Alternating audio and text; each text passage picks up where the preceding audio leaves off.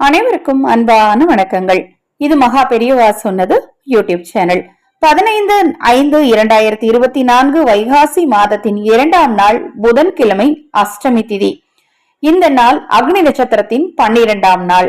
இந்த நாள்ல நீங்க குளிக்கிற தண்ணீர்ல போட வேண்டிய பொருள் என்ன, அதனால் ஏற்படும் பலன் என்ன என்பதை இந்த பதிவுல பார்க்கலாம்.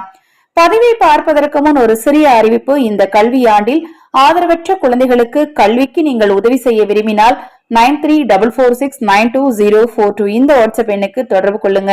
அதை பற்றிய தெளிவான விளக்கம் கொடுக்கிறேன்.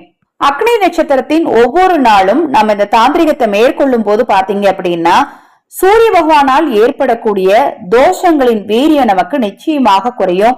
ஆரோக்கிய கோளாறுகள் கண்டிப்பா ஏற்படாது.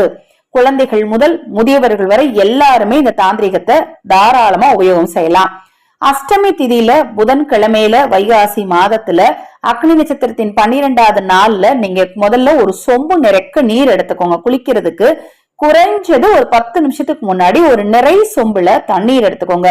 அந்த தண்ணீர்ல கொஞ்சமா கல்லுப்பு போட்டுட்டு 9 மிளகுகளை போடணும். நீங்க 9 மிளகுகளை போடும் போதும் உங்களுக்கு என்ன தேவையோ, எது நடக்கணும்னு நினைக்கிறீங்களோ அதை மனதார நினைச்சுக்கிட்டே போடுங்க. எப்பவுமே இந்த பிரபஞ்சத்திட்ட பொறுத்த மட்டிலும் உங்களுக்கு தேவையானது உங்களுக்கு கிடைச்சிருச்சு, கிடைக்க போகுது, உங்ககிட்டதான் இருக்கு அப்படின்னு பாசிட்டிவா நினைச்சுக்கிட்டே நீங்க எந்த விஷயத்தையுமே செய்யணும். இப்ப இந்த தாந்திரிகத்துக்கும் உங்களுக்கு ரொம்ப ரொம்ப முக்கியமான விஷயம் பாசிட்டிவ் எனர்ஜி தான்.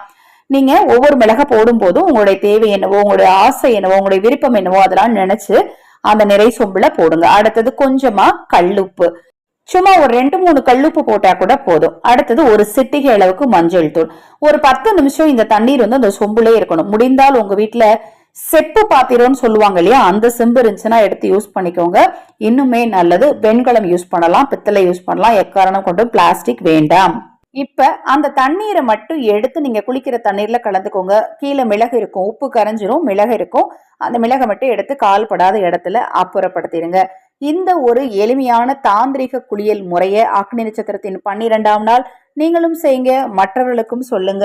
தொடர்ந்து நம்ம சேனலை பாருங்க. இப்பதான் முதன்முறையா பார்க்கறீங்கன்னா சப்ஸ்கிரைப் பண்ணிக்கோங்க. மகா பெரியவாவின் அருளால் உங்களுக்கும் உங்கள் குடும்பத்தாருக்கும் நல்லதே நடக்கட்டும்.